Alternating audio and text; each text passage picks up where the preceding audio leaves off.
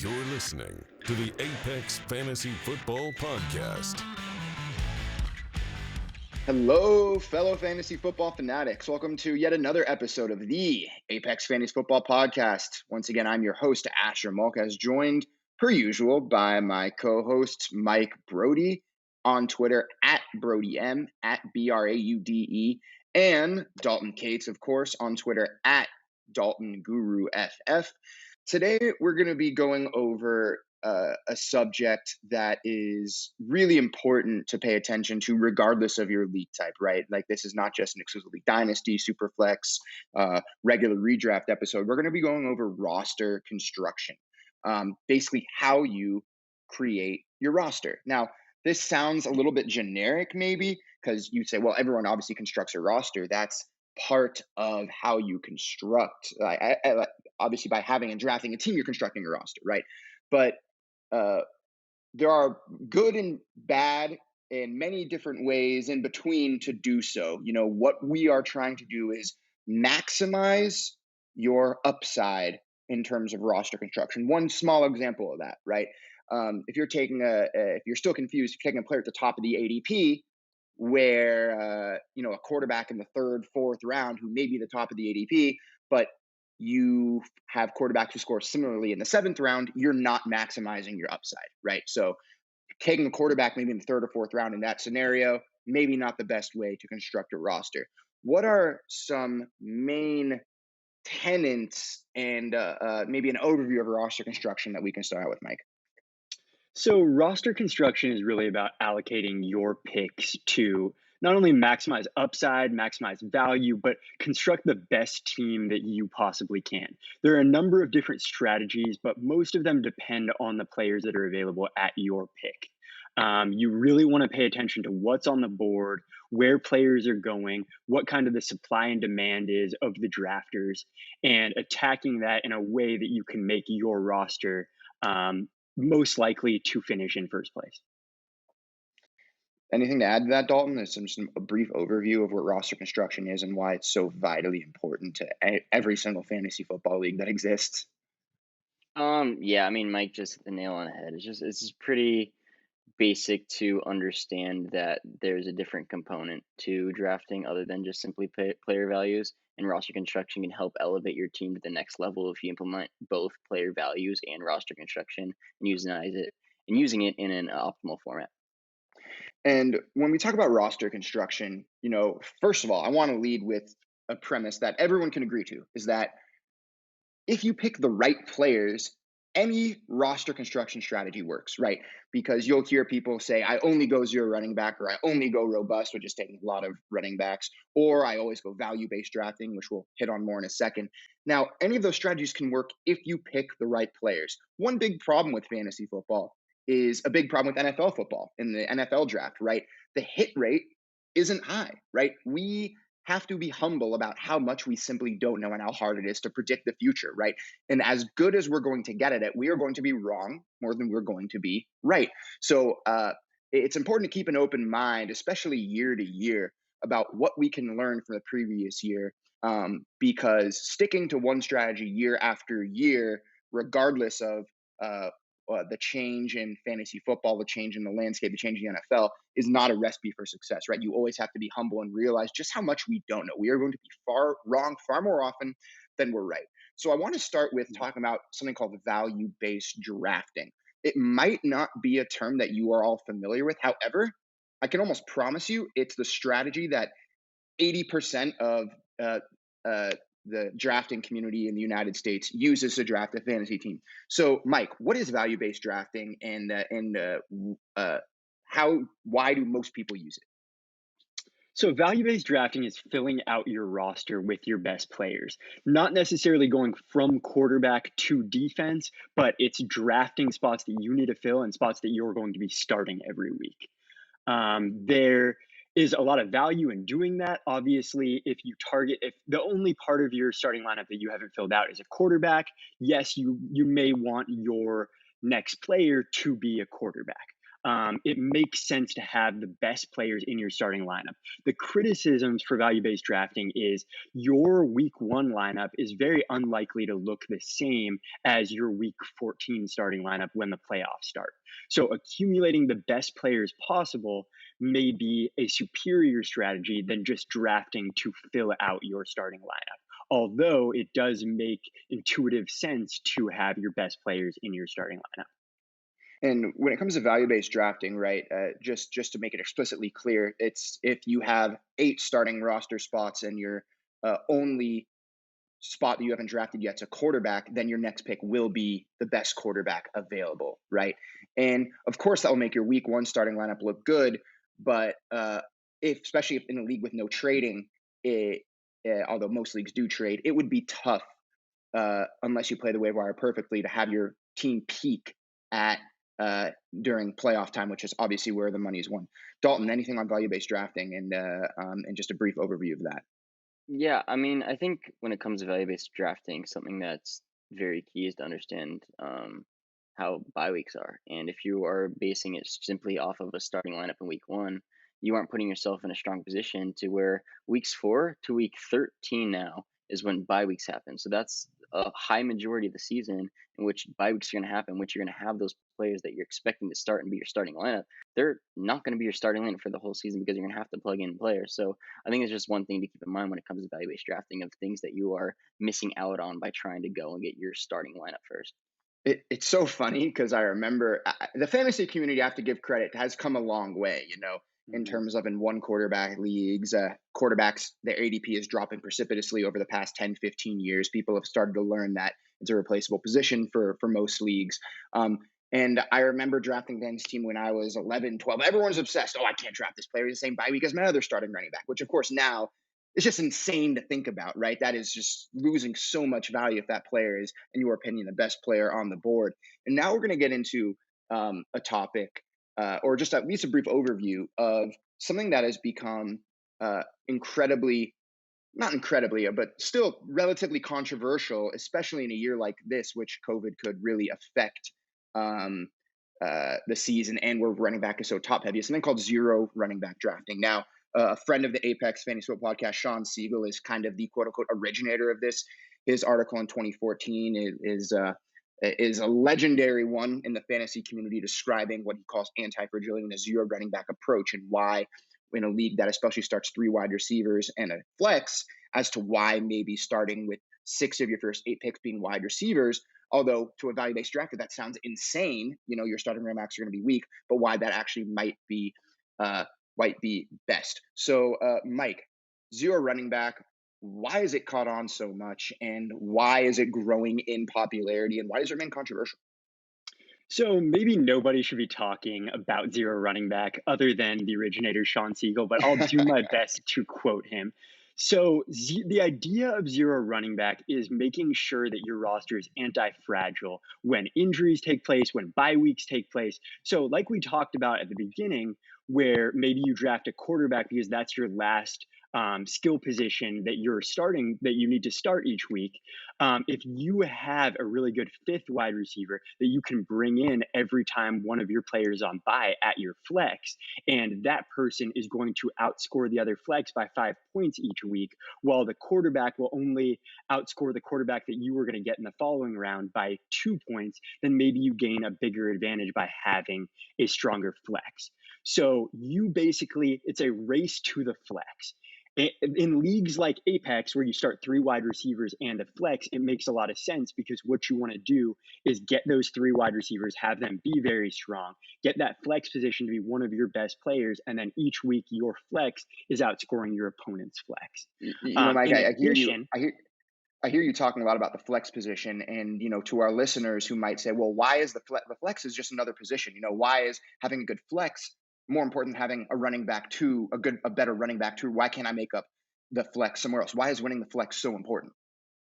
so it's important because it's one of the biggest advantages you can get in your fantasy lineup. A lot of people think of it that way, like you explained, and because of that, there's an advantage to be gained. In zero running back, generally, your worst position is going to be your running back two, and because running backs get injured at a higher rate than wide receivers, it generally opens up an opportunity for you to add a running back later in the year if you're not able to draft one that you'll hit on later and start that running back too. And hopefully it won't be a weakness of your starting lineup anymore. But another thing that you're able to do as you're a running back, if you take a lot of wide receivers early, is during those bye weeks, you are going to consistently have an advantage.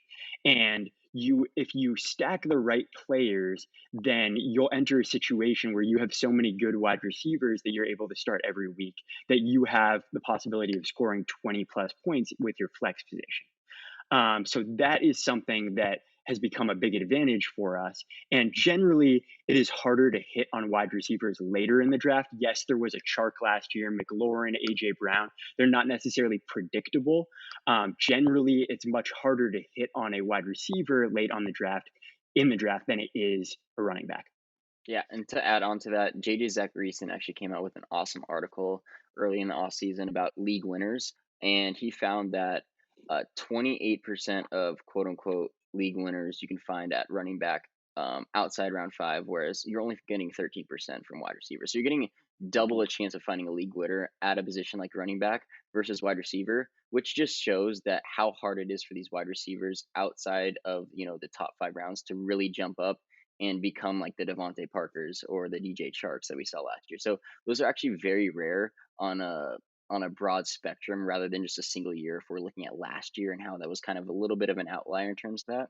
So in general, it makes sense to just go for those running backs because they have the upside to give you that, whereas you can get some safe floors with those wide receivers early on. And let me mention, just in case it's not clear to listeners, this strategy is predicated on the assumption that wide receivers outscore running backs outside of the first 6 or 7 picks. Right. So the first 5, 6 picks of every draft are running backs. And after that, you are drafting at a disadvantage. So you can draft inferior running backs to the people that are drafting at the top, or you can try a different strategy, which can yield different results. So when you're drafting those wide receivers, you can draft a running back who's going to score fewer points, or you can draft a wide receiver, or a running back is going to score fewer, a wide receiver is going to score more. So if you attack that wide receiver position, then you are drafting the best player on your board. If everybody's taking wide receivers, then it wouldn't be a good opportunity to go zero running back. It's based on the assumption of how most people are drafting, the average draft. So what Mike is saying, dear listeners, is that if you are kind of in the outside of the top 4 or 5 picks of your draft, if you try and kind of say, oh, the top 5 drafters took a running back, well, I need to take a next best running back because by the time it makes it back to me, there's not going to be a good one available. You're already playing catch up by having the 5th overall pick anyway, right? Like guys like Christian McCaffrey scored, and now granted, that was an outlier last year, but helps exemplify my point. He scored 10 more points per game than the running back too. So you have to throw that assumption that you're going to match Christian McCaffrey and that first overall pick away, right? If you don't, you are going to have to hit on like Dalvin Cook went in the late first, early second last year. You're going to have to draft guys like him every year. You're going to have to hit on that late first, second on running back, or you're going to have to hit on the Derrick Henrys in the 3rd, 4th round every year. And like we said earlier in the podcast, we are not as smart as we think. We are not as good at prognosticating as we think. There's so much unpredictability. I know as Chris Wessling, who, by the way, we hope is recovering well from his recent cancer diagnosis, always said, this is it's a funny game. It's a game with an oddly shaped ball. Anything can happen, right? So we can't predict who's going to break out in that 2nd, 3rd, 4th round amongst running backs every year. And when it comes to zero running back, kind of the idea is that we've already cast aside the idea that we're not going to match that top running back production. How do we make it up elsewhere, right? So not only do we take a lot of the top wide receivers who score more than the 2nd, 3rd, 4th tier running backs. So again, not only are you outscoring their wide receivers, your opponents, you're outscoring their flexes, but you are more likely to find high-end running back production or a flyer later on in the draft than you are to find some sort of breakout rookie wide receiver, which again are very difficult to predict later in drafts than running backs. So and even more to the point, you're kind of doing this thing where wide receivers get injured less. So if you have a lot of wide receivers and you suffer one freak injury, you have plenty more. But what we're doing with an anti-fragile zero running back approach is we are embracing the unknown. We are embracing the injury risk of other people taking running backs and taking the guys that could have value, and especially playing, which we're not going to talk about much in this episode, but playing the waiver wire is vital to winning your league any year, especially if you're going zero running back. What do you guys think as we look into 22? Something else to add, Mike? I was just going to say that tight end is usually going to be very strong with zero running back. Not all teams are going to take a tight end early, but when you're able to take a tight end early, you're able to have a dominant wide receiver at your flex. Then your only potential shortcomings are quarterback or running back. You can obviously take a quarterback. We've seen Lamar Jackson was drafted very late. Mahomes was drafted very late with guys like Big Ben, Danny Jones. There's a lot of options in the late rounds at quarterback. And if you are able to hit on some of those valuable running backs who are in timeshares, whether those are rookie running backs or Darrell Henderson types or Kerryon Johnson, there are opportunities where if you get those running backs and you have these high end wide receivers and tight end, you now have a team that is very, very strong, that it would be very difficult to fill if you were drafting running backs early, because hitting on those wide receivers and having that dominant flex becomes a lot more difficult. Yeah, one thing to add on to that as well is the fact that when you go for an early tight end and you're drafting these wide receivers early, it leaves you with a weakness potentially, at running back or quarterback, but it also allows you to hyper focus on those positions when you're on the waiver wire. If you have a value based draft and you see someone on the waiver wire and you see a tight end you like, a running back or a wide receiver you like, deciphering which one to go for may be a little tougher. But if you know you already have a strong core, you can really implement, especially in a fab budget, to go for the guy who's the running back at your weakest position. And also going to allow you to go for the quote unquote shotgun approach at a position like running back, where you're just taking a bunch of guys who have potential upside in certain scenarios where an injury happens, or if they potentially something happens to the offense where it becomes a lot better than we thought, and then they become a much more valuable running back. So there's a lot of different ways that you can go about, filling that running back role later in the draft. Potentially, And you can for hyper focus on it. for our listeners, at what Dalton said, fab budget, it's FAAB, free agent acquisition budget. Basically, we do this in Apex Fantasy Leagues. So if you join one of our leagues, we hope you do, you will experience this. What we think is the best way to acquire free agents is that everyone has a certain amount of fake, quote unquote, blind bidding money.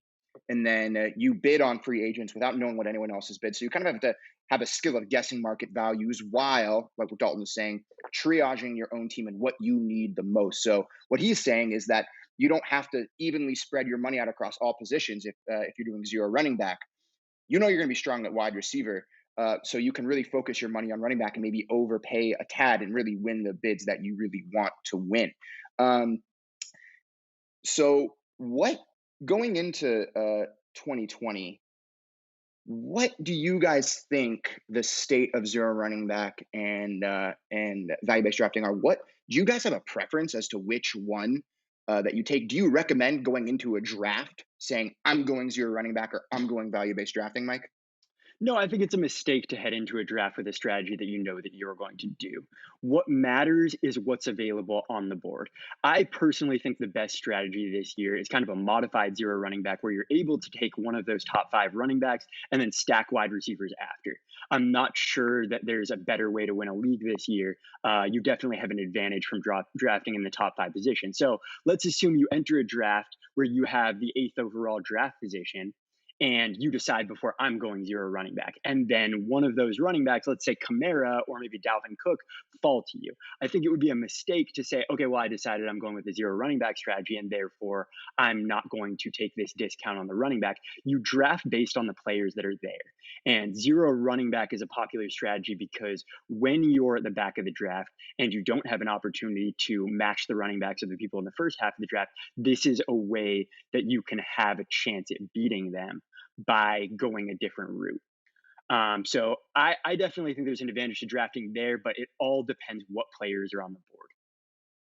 And when it comes to value-based drafting or zero running back, especially if you have like a top 3 pick and you say, I'm going zero running back, well, then you say, maybe, I have to take Christian McCaffrey or Zeke or Kamara or Saquon Barkley. And then you come back and a guy like, I'm going to go on a bit of a tangent here because I think it's really important. A guy like George Kittle or Travis Kelce are available. in the end of the second round or beginning of the third, that is an advantage you might not be able to pass up. So all of a sudden, you have said I'm going as your running back, and neither your first two picks are wide receivers. Mhm. The tangent I want to go on is tight ends this year. I think are in my opinion, Kelsey and Kittle are maybe the possible league winners, especially Kittle. If Kittle can have 10 plus touchdowns plus keep up his yards per reception, you could argue he is worth a top 5 pick. We in fantasy football, how do you win a fantasy football game? You outscore more points than your opponent. Well, you have to find certain positions where you have a vast advantage, right? Quarterbacks, unless you have Mahomes or Lamar Jackson, to be honest, most people are going to score a similar amount of points, right? If you can't win the flex, or if you have decent wide receivers or your opponent's decent wide receivers, you can honestly gain like 5 points per game just from your tight end position. If you Why do we think going tight end here early could be a real advantage? Even if you're saying, I'm going as your running back, I want to take wide receivers. Why for this year, for roster construction, would going early tight end maybe be a good idea? Yeah, I think it just comes down to a simple principle of understanding value over replacement. And if we look at what the replacement level player for a tight end, if you have 12 people in the league, the replacement level player would be the 12th tight end, as the worst team would be starting at tight end, right? Mhm. And it goes for all positions, right? The positional difference from a guy like a Kelsey or a Kittle at the elite tight end position over his replacement player that another team potentially would have to start on a week in week out basis puts him roughly in the top 10 of overall players. Obviously, you're going to have your top running back to the top, but those guys give you such a positional advantage to where if you can get one of those guys, it gives you a lot of upside, because if you are now hitting and focusing on wide receivers early and then you potentially hit on a running back late, it allows your overall team to become super, super strong in the event of you hitting on those right players. And it also gives you some safety as well in the position of which, we know that tight ends usually, very few of them actually break out into that elite tier. So having guys who've already done it and consistently are doing it year in and year out gives you that advantage and that safety net to know that you're very likely getting a strong pick there as well. And Travis Kelce has finished, I tweeted this the other day, has finished as the tight end 4 years in a row. I have never heard of any fantasy player at any position finishing the number 1 in 4 straight years. Like, that is an unbelievable stat. George Kittle's been the tight end 3 the past 2 years, but with any touchdown regression, he is going to really, see a bump in his value. I think anytime in the second round, he's a bargain. And, after Michael Thomas, can you really say that the drop off from a guy from Tyreek Hill to Chris Godwin in the late second is greater than the drop off from George Kittle to Hunter Henry or even Mark Andrews or Zach Ertz? I mean, I have the opinion that the drop off from tight end there is way greater. Mike, what do you think about a zero running back approach featuring an early round tight end in 2020? I think it's important. It's one of the ways that you can outscore your opponent. And with zero running back, you're planning on your wide receivers, your flex, and then if you're at the top of the draft and you do a modified zero running back, then hopefully you have a running back 1 who's dominant. But if not, a tight end is very important. And it becomes difficult to have that advantage after Ertz and Andrews go. You're not as sure that you will be able to have an advantage there. After that, it becomes a little bit more of a crapshoot, when it seems pretty likely that one of Kelsey, Kittle, and maybe to a lesser extent Andrews or Ertz will finish as the top tight end. Right. And we've talked a bit about tight ends. In most leagues, you start one tight end. In most leagues, you start one quarterback. So we've just advocated in some way or another to really consider an early tight end approach, even if you want to go zero running back, right? No matter what, it could be a great way to gain an advantage. What do we think about, for those who read our stuff, that we're not huge on first round quarterbacks or second round quarterbacks, or really quarterbacks before, to be honest, the 9th or 10th round. But Mike, what is it? Tight end's a one-off position. We're taking that in the second round. What's wrong with taking a top quarterback in the second round? So as tight end is very top heavy and we have some dominant players at the top, we may have a similar thing with quarterback, but their value is pretty replaceable. Obviously, Lamar Jackson, Mahomes are great. But over recent years, you've been able to find a late round quarterback. And even if you have two guys who you play off their schedules and you rotate them, let's say maybe a Ryan Tannehill and a Jimmy Garoppolo or a Ben Roethlisberger, there are guys that you can play and supplement those fantasy points. Even if you want to go a little higher and take a Matt Ryan, who's going to be throwing to Calvin Ridley and Julio Jones in a dome, he's going to score a lot of fantasy points as well. So when you're allocating those really expensive draft picks, it just doesn't make sense to do so at a position that's very replaceable. Dalton, anything to add on early round quarterbacks? I mean, Lamar Jackson was a league winner last year. Why wouldn't we want him or a guy like Mahomes who's thrown 50 touchdowns his sophomore year? Why wouldn't we want them in the second round? If you, regardless if you're doing zero running back or value based drafting, what are your thoughts when it comes to those contests? I mean, on its face, it would make sense if we are targeting a position to where you start one player at tight end early, that you would want to get a quarterback early. But if we understand that there's so much variance with these quarterbacks, I think it's been like at least 10 years since I think Rodgers was the last quarterback to finish as the quarterback one twice. And if we look at the past few years, it's been the number one finisher has been Lamar Jackson, who's been drafted after quarterback 10. It's been Patrick Mahomes, who's been drafted at the quarterback 10. It's been Matt Ryan, who's been drafted as a quarterback after the quarterback 10. So there's so much value in drafting a quarterback late who has the potential to go there. And also, it's much deeper than tight end. Whereas you have 32 starting quarterbacks and you're in a 12-team league, you can even grab a guy off waivers and start him that week. Whereas in tight end, you aren't necessarily getting that. There's not 32 tight ends that are getting any sort of reasonable target share that you can start week in, week out. So for quarterbacks, it is so much easier to get these guys. And the quarterback position may be deeper than ever, where we're seeing a bunch of guys go in the late teens and ADP, like a Ryan Tannehill, a Big Ben, Jared Goff. Like these guys are guys you can be starting and just spend minimal draft picks on. And they potentially have the upside to be guys that you're starting week in, week out. And of course, Look, this doesn't. we talk about Lamar Jackson and Mahomes dominating, but look, I got knocked out of fantasy leagues last year where Ryan Tannehill and Ryan Fitzpatrick were starting against me. Fitz got hot at the end of last year with Gesicki and Devontae Parker. We saw Tannehill with AJ Brown. These guys were scoring a lot of fantasy points, and it's a viable strategy to stream fantasy quarterbacks based on their schedule. If you are facing the worst defense in the league, almost any quarterback in the league can score 20 points against them. And when it comes to allocating draft capital, right, this is exactly what we mean by roster construction.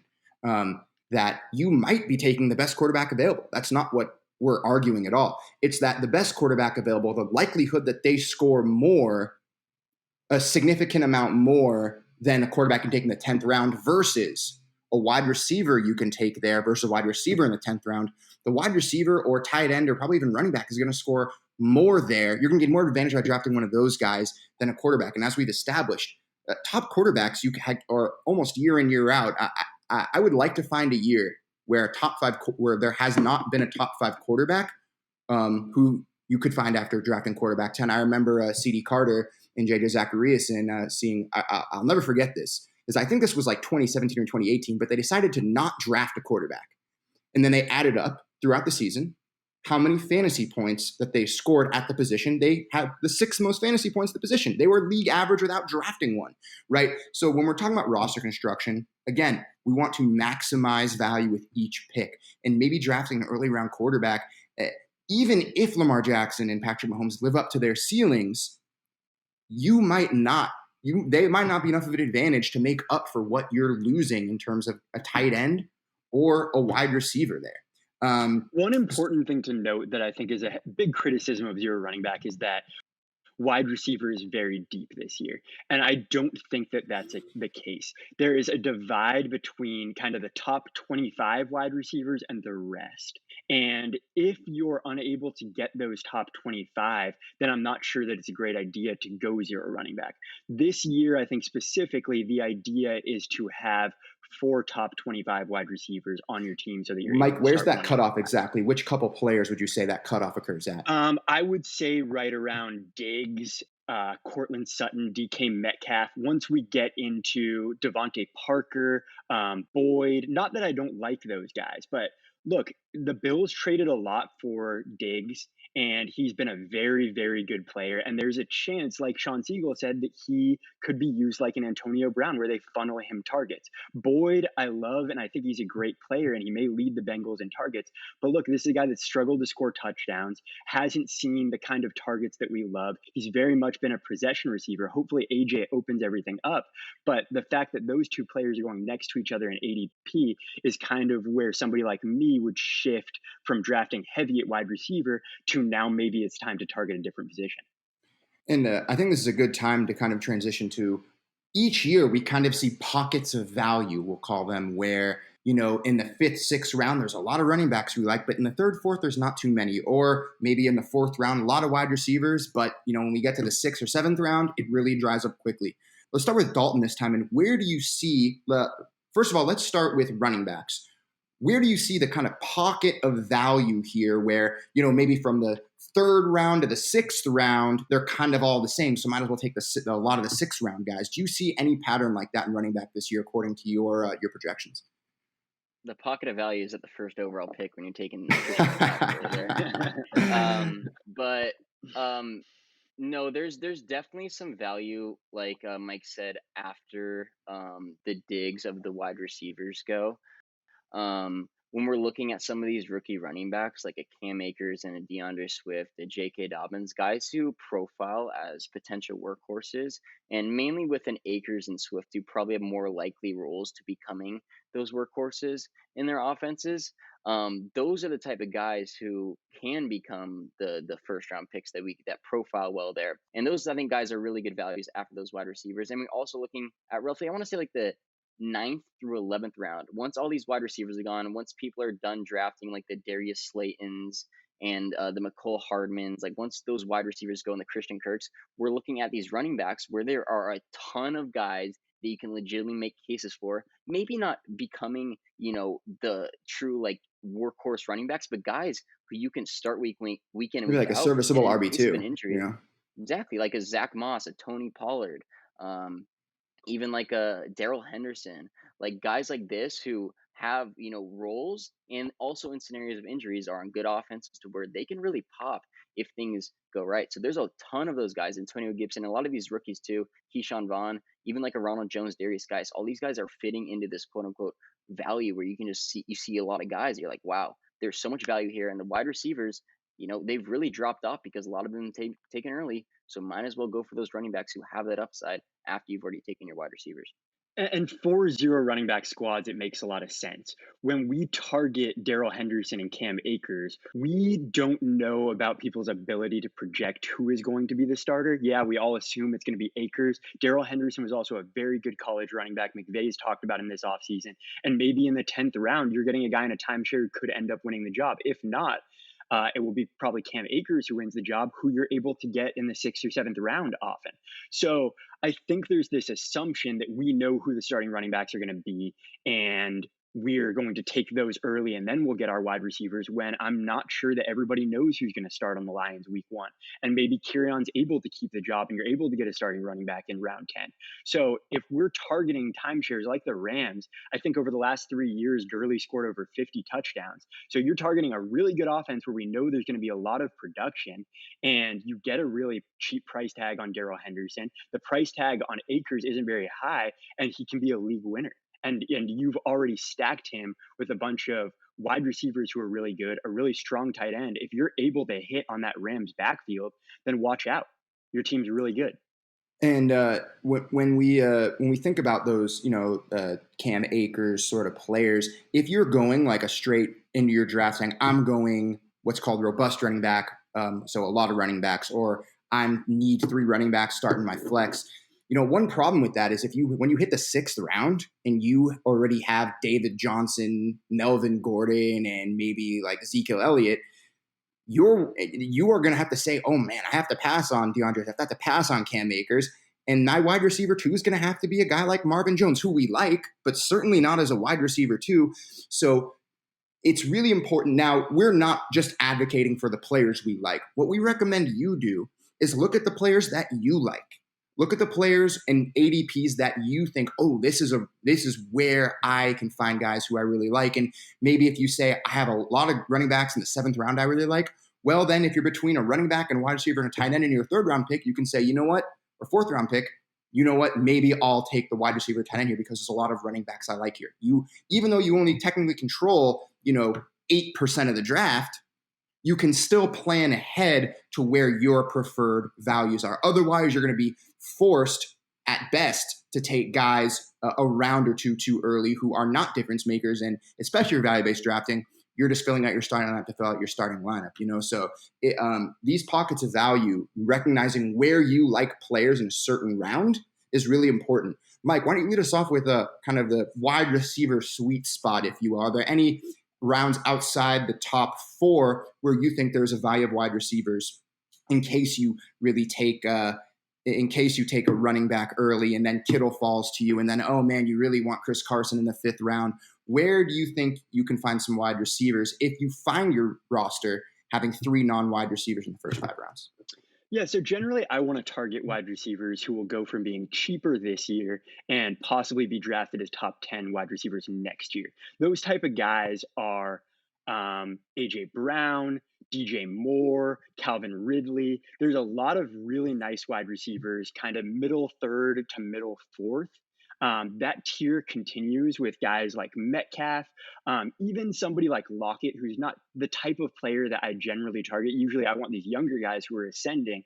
I think Lockett will be 28 this year. But if the Seahawks, with their injuries, Chris Carson's coming off an injury, Penny, now we have these 2 really good wide receivers. Maybe we give the keys to the car to Russell. He opens things up, and Lockett's a guy with more targets who's going to be just really, really valuable. So there's Metcalf, there's Lockett, there's a whole tier there that kind of leads into the Diggs territory. Keenan Allen's another one of those guys.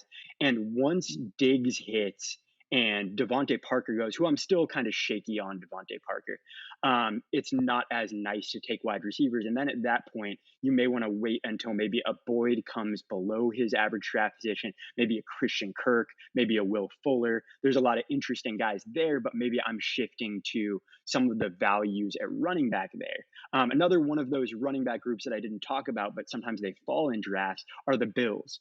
Even their starting running back, Singletary, is often going in round 5, maybe he falls to round 6. There's Zach Moss late, and that's another one of those timeshares that we're assuming that we don't know who's going to end up leading.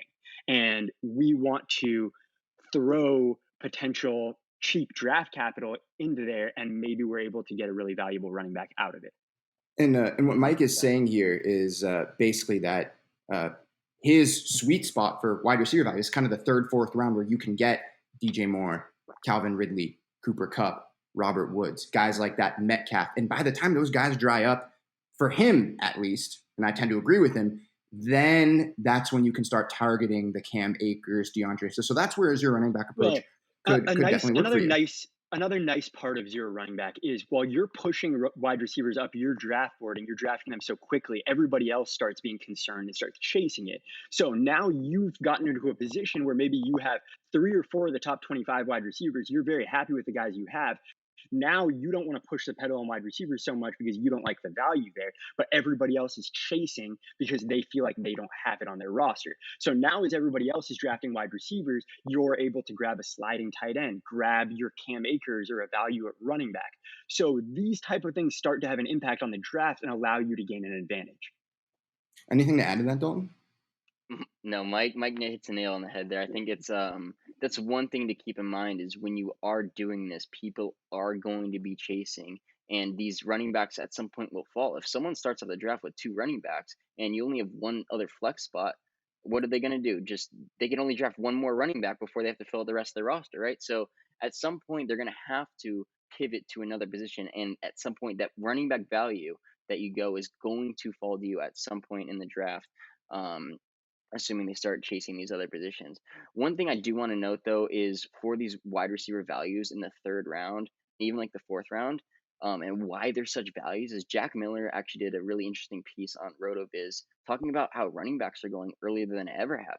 People are now chasing running backs into the 2nd round to where we haven't seen running backs go in the past. So these running backs who are usually profiling as like third round running backs are now going in the second round, and these wide receivers who are usually profiling as second round wide receivers are now going in the third round. So now you can get an extra round of value on these wide receivers. If you go and let's say you get a top 5 pick, you are now able to get that elite running back. You don't even have to chase a running back in the second round. You get the value of wide receiver in the second, you get the value of the wide receiver in the third, and then you can even go fourth round wide receiver where there's also more value there as well. So allow these running backs getting pushed up only helps out this wide receiver value.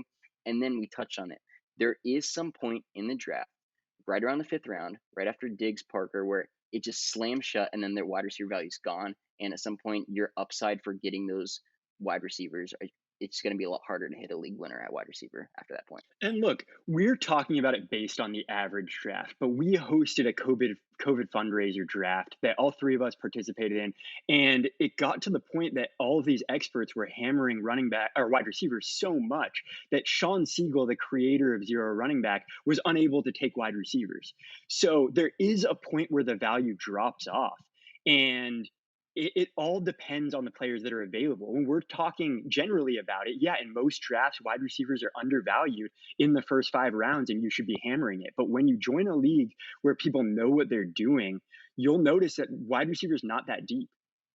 And, like we always say on the Apex Fantasy Football Podcast, we don't hate players. We just hate their ADP. So even if a guy like, I know Mike did with Pete Overzet did an awesome draft the other day, which we'll link to in the show notes.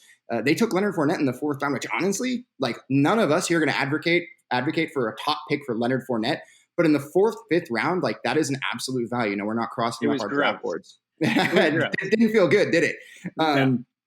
What we recommend here at Apex, if you really want to get serious about roster construction, we recommend you make what are called tiers, TIERS, basically levels of the top tier of maybe tight end is Kittle and Kelsey, and there's a bit of a drop-off to Ertz and Mark Andrews. And there's a bit of another drop-off to Ingram, Hunter Henry, Darren Waller. We have them available for right now for quarterbacks and tight ends here on the Apex website. We recommend you make your own, match up those guys with ADP, see where you think there's a big fat tier that you like. Maybe in a smaller tier, you use a higher pick on something like a tight end where it's very top heavy. Whereas a running back like Swift or Akers, there's a big tier in that maybe 3rd, 4th tier that you create where you can say, I can save my running back 2 spot for one of those guys. And one hint to that, you want to pay attention to where a tier ends. You rarely want to be taking the guy at the start of the tier, which is one reason why Mike is really hammering the table for a guy like Diggs or someone at the end of that, top 25 receiver. Because once they run out, you really don't want to be drafting your flex, especially when you're drafting your wide receiver 3 after those top 25 wide receivers, and look, in our opinion. This isn't some huge discovery. We just look at the wide receiver board, look at their price, and we believe that the guys outside of the top 25 don't have the same upside. So we want to load up on those players. And if you don't agree with that, where do you find the drop Absolutely. off, and how can you take advantage of it? We really recommend you customize this for yourself. Yeah, another helpful way to prepare for your draft is reverse engineering your draft, starting at the end, finding the players that you think are most valuable at each draft spot. And in Apex, we have 18-round drafts. So maybe start with round 18. Who do you think is the most valuable player going there? And construct your roster from the 18th round to the 1st round and see where do you think is the best spot to get running backs? Where do you think is the best spot to get wide receivers? That is an excellent exercise for anybody who's preparing for their fantasy draft. Before we move on, do you guys have any thoughts, if any, about maybe how this crazy season with COVID-19 looming, assuming we have a season, hopefully, of course we do, we have a long, full season. Do you guys think COVID-19, and the answer can, of course, be no, has any effect on roster construction for 2020? Dalton? Yeah, 100%. I think it's going to actually go and benefit the anti-fragile approach, because when we're looking at wide receiver, and let's say in a hypothetical scenario where a wide receiver gets COVID and a running back gets COVID, the wide receiver on the depth chart behind that wide receiver is going to jump into that spot and start now. But there's not much reason to believe that that player is going to get a substantial, tangible workload that we can project week in and week out in that scenario. Now, if that running back goes ahead and they get corona or they're out for that week, that running back is now starting up there. They have a projectable workload that you can start behind. So it's absolutely going to benefit those running backs who you're drafting late as potentially handcuffs or guys who have some sort of standalone value, but they can now just get that absolute bump in a scenario where that happens. And we see that year in and year out, right? When a star wide receiver gets injured, we're not people who are running to the waiver wire to replace Julio Jones or Calvin Ridley with Russell Gage, right? Starting Russell Gage might not be a great idea, but when Saquon Barkley got hurt last year, Wayne Gallman was like really good. Like, even if you don't think he's a good player, he got the goal line carries on an offense that was able to move the ball, and he was getting 15, 20 touches a game. I think that's a really good point, Dalton. Mike, anything to add about COVID-19 and roster construction? Yeah, I don't know that we're going to be able to predict exactly what's going to happen, but I think having knowledge of a bunch of players, backups, who's talented, it's more important this year than ever. If Cortland Sutton, Jerry Jeudy get COVID and KJ Hamler is getting a chance to start, the people who know him and are excited about him will have an advantage. So it's a great year to know all of the backup running backs, know who you like. We always talk about the guy behind the guy. This year, maybe more than ever, guys will have the opportunity to play and get on the field. And, when it comes to the guys we've talked about who fall out of favor somewhat, like maybe Philip Lindsay or Kerryon Johnson, not only are they of value because they're veterans and these newcomers to the team might not have the same practice time because of COVID, but maybe the coaches will have an easier time handing them the workhorse job if a Melvin Gordon or a DeAndre Swift were to get sick or injured. Then they have a guy they can absolutely rely on to handle every down duties, unlike other places who don't have an established backup. Anything, guys, that we want to add or anything we want to add or hit on before we move on to heads or tails for this episode? I'll just say, if you are one of those people that drafts 2 kickers, 2 defenses, don't waste your roster spots this year on things that don't have upside for you. It's a very important year to make sure that you have the upside, you have backups. We're going to see injuries. We're going to see COVID. Let's make sure that we have a bunch of depth on our team and guys that have a bunch of upside that can help you win the league. I'll go a step further than you, Mike. I would argue unless you're drafting a day or two before the season, don't draft a kicker defense at all. Wait till the day before or the night before to pick up a kicker defense because we just don't know. Dalton, any last thoughts on roster construction? No, I think it's important to just put it hand in hand with player evaluation. I mean, it's not one or the other. It's both of those combined that are really going to give you that edge. So I think just understanding both of those and using it to your advantage is really going to help you create a better team. So to recap, guys, we talked about value-based draft. We talked about zero running back. What we recommend is that you really look at points scored in your league last year, see where the biggest differences were, from maybe the wide receiver 1 to 10 to 10 to 20 is huge, but maybe quarterback 1 to 5, but 5 to 10 is not that big. Look at that, create tiers, think about where you find the pockets of value in the players you like at a certain position, and you can kind of plan your draft a lot better than that. And again, we do not recommend going into your draft dead set on a strategy because you control 8% of it. You could argue a little bit more by taking certain players, but let's say 8%, and remain flexible, remain humble, and remember, none of us are going to be right more than we are wrong. So, and don't be upset about that. That's part of the fun of fantasy football. Before we move on, just want to remind you. Also, use average draft position to your advantage. If you can't find average draft position, either search for it on Google or email us. We have ADP for our league, so we can provide you with it. But knowing where players go is half the battle. Once you know where they're going, it's kind of like a puzzle that you can figure out how you want to draft. Exactly. You don't want to be 2 rounds early on a guy because you're really missing out on value there. So definitely look at ADPs, match it up with the tiers that you create. Going to do a shameless plug for Apex here before we move on, of course. If you are looking for a fantasy football league for 2020, even in these uncertain economic and COVID-ridden times, Apex is the place for you to play online fantasy football with some of the biggest cash payouts on the internet. We have email drafts that are going right now. We have dynasty leagues. We have different variations like Superflex. We have auction. We even have these new really cool email auction drafts that you do where it's almost like an eBay style. People nominate 2 players per day and the clock resets for 12 hours when someone bids higher, but you can do proxy bidding. It's really cool. Imagine like an eBay for fantasy football. We recommend doing that. So remember, on Apex, if there are less than 6 weeks played NFL football, you get your money back for 1-year redraft leagues. If you're in dynasty leagues, it rolls over. So again, very little risk in signing up. 6 weeks, because on Apex we play 2 games per week. You're going to have 12 games to go off of in the standings to determine league winners if we don't make it to if we make it 6 weeks but don't make it to the fantasy football playoffs. No risk.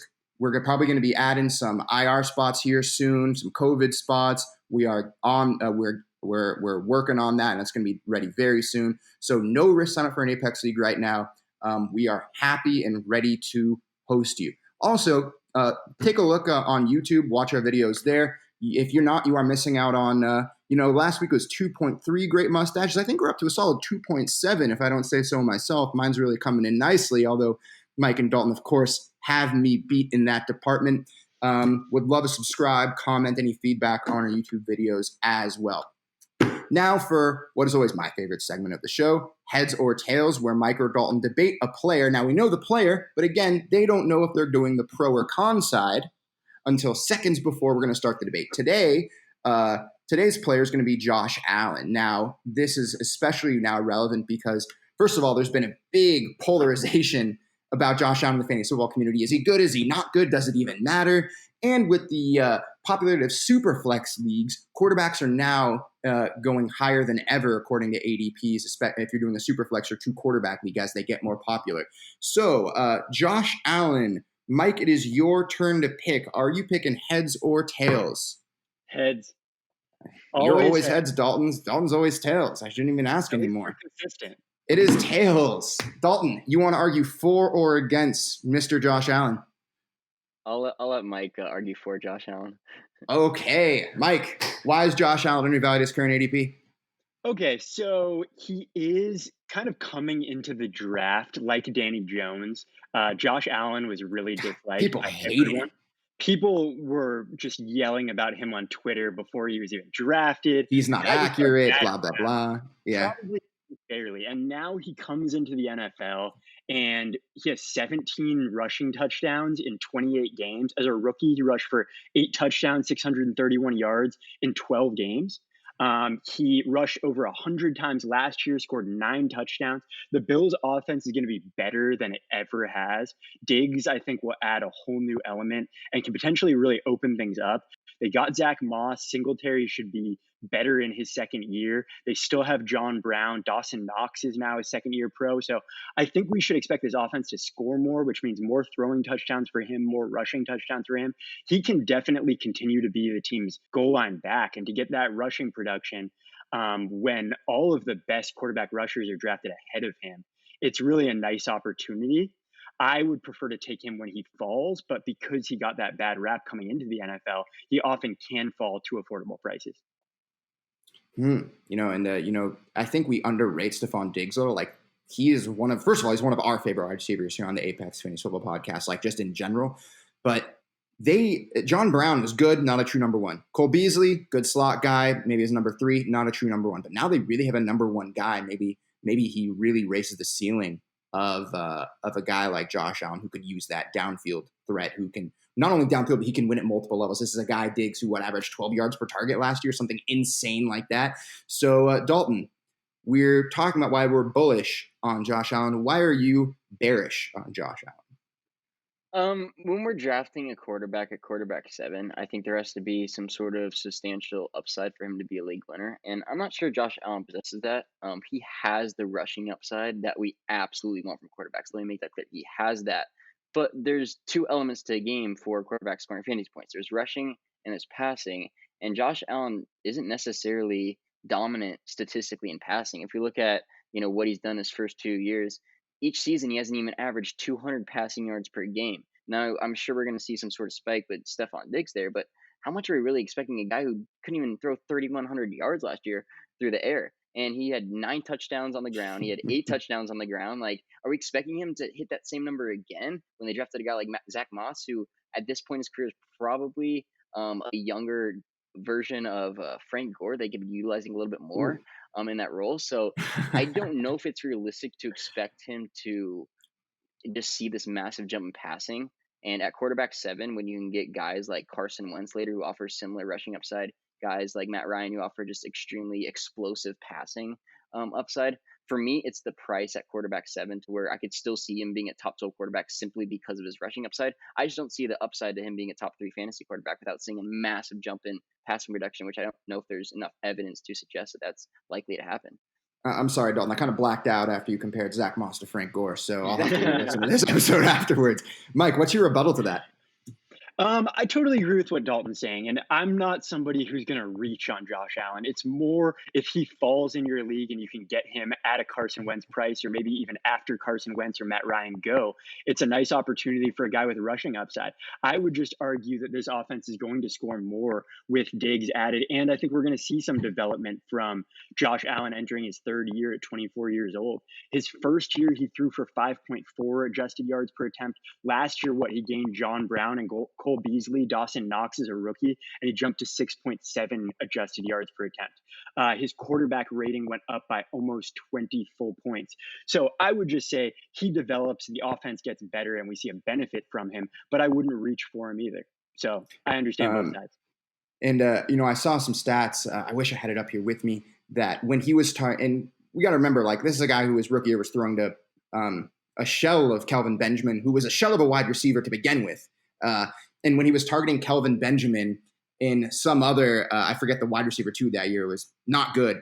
His average yards per attempt was 5, but throwing to everyone else in his career, including Cole Beasley and John Brown, it was actually much higher. But, one of the big arguments for Lamar Jackson last year, taking him as toward the QB 10, QB 15 range, was that, as I believe it's Rich Rebar calls him, the Konami code, right? Rushing production for a quarterback is, it can boost you in ways that you almost can't believe, right? It made Tim Tebow the overall quarterback 1 in the last 4 games of his big year, right? Even Tyler Thigpen was a starting quarterback because he would rush for 1.5 touchdowns per game. At least for fantasy, he was a starting quarterback, and while he was on the Chiefs there for a moment. But the upside in terms of passing, Lamar Jackson was the quarterback 1 not only because he rushed for the most yards in NFL history by a quarterback, but he led the league in passing touchdowns. So we can't just ignore that, maybe you have the floor if you're not going to finish lower than a QB 7 like a Josh Allen, because we know he's going to run for 500, 600 yards, and we know he's going to run for at least 6 touchdowns. But this is a guy that has had 184 passing yards per game in his career. His career high in passing yards is 266. But then again, we have to prognosticate and say he's never had a guy like Stephon Diggs. I venture to say he's never had a guy close to Stephon Diggs in his corner. And this is his 3rd year. He had a Robert Foster on his team. Who averaged over 12 yards per target. Pour one out for Robert Foster, guy. People loved him last year as a late-round guy. I got stuff on Twitter when I said that Cole Beasley would be starting over him. Everyone was like, "Whoa, how dare you?" He was kind of like a guy who, with almost very little reason to be, was a fantasy darling last year. But targeting, and that's a great point for pro Josh Allen, right? This is a guy who made Robert Foster good. That could be on his headstone when he dies. Made Robert Foster a fantasy darling, And I know, of course, 24-year-old rookie Robert Foster. Not a great prospect at that age, but I know Evan Silva would overestablish the run loves Josh Allen. So there was some you're in his corner at least, Mike. There was some regression to the mean when Robert Foster dropped to 3.6 yards per target in 2019. So for especially you 2 quarterback leaguers and superflex leaguers out there, Josh Allen can be a really polarizing guy, because not only do you have the question, like we said before, is he good or not? You have to ask, does it even matter? Was Tim Tebow good at playing quarterback in the NFL? No, but he was a good fantasy quarterback when he started. So even if you don't love Josh Allen, you got to respect his rushing production and his possible ceiling for passing. But then again, as Dalton pointed out, does that ceiling even exist? So we will hopefully find out this year. Please tune into our future podcast. We're only going to be getting better. Our episodes are only going to be becoming more fire. You don't want to miss them. That is all we have for you guys today. We would really appreciate if you would subscribe, rate, and review our podcast on Apple or any other platform that you can get your hands on. We welcome any feedback, any show ideas, any mailbag questions that we might do for a future episode. So please interact with us. We are always happy to hear from listeners and customers alike. No matter where you are in the world during this crazy time, please stay safe. wear a mask, hope for NFL football, and thank you very much for listening to the Apex Fantasy Football Podcast.